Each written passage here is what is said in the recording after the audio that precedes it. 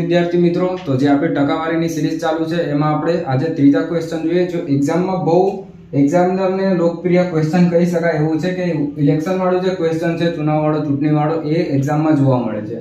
તો અહીંયા કઈ રીતે આ ક્વેશ્ચનને સોલ્વ કરવું હોય એ પહેલા હું તમને જણાવીશ. બરાબર, પહેલા આપણે ક્વેશ્ચન જોઈ લઈએ કે ક્વેશ્ચન આપણું શું કહે છે કે બે ઉમેદવાર છે અને એના વચ્ચે ચૂંટણી યોજાય છે. એક ઉમેદવારને 41% વોટ મળે છે અને 2412 મતથી એ જે છે હારી જાય છે. તો કુલ વોટની સંખ્યા આપણને બતાવવાના છે.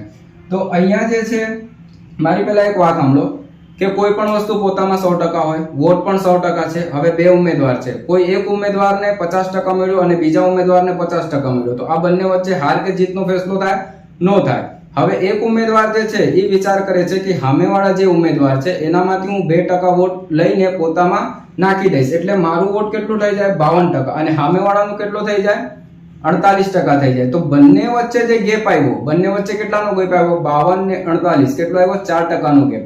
આ 4% થી સામેવાળા જીતી જાય અને સામેવાળા 4% થી હારી જાય. બસ આપણું આ જ ક્વેશ્ચન છે કે જે હારવાવાળા છે એને કેટલો વોટ મળ્યો? તો હારવાવાળાને જે છે 41% વોટ મળ્યો. તો જીતવાવાળાને કેટલા મળ્યો? 100, કેમ કે વોટ તો 100% છે. આમાંથી 41 જે છે એ હારવાવાળાને મળ્યો. તો જીતવાવાળા ઉમેદવારને કેટલા મળ્યો? 59%. તો હવે એને 59% અને એનો જે છે 41% છે હારવાવાળાનો. તો જે હારે અને જે જીતે એની વચ્ચે ટોટલ વોટનો તફાવત કેટલો છે? ક્વેશ્ચનમાં આપ્યો છે 2412. પણ આ 2412 ટકાવારીમાં કેટલી છે? તો અહીંયાથી જો જોઈએ તો 18%નો બંને વચ્ચે ગેપ છે. બસ આ રીતે આવ્યો. હવે આપણને શોધવાના છે 100%. 100% એટલે શું?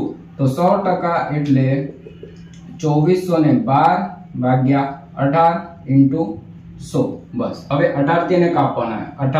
18 એકા 18, 6 વધ્યો, 18 થી 54 અને 18 ચોક 72, એટલે 13400 ટોટલ વોટની સંખ્યા હતી. બસ એ જ રીતે વિચારવાનું. Thank you.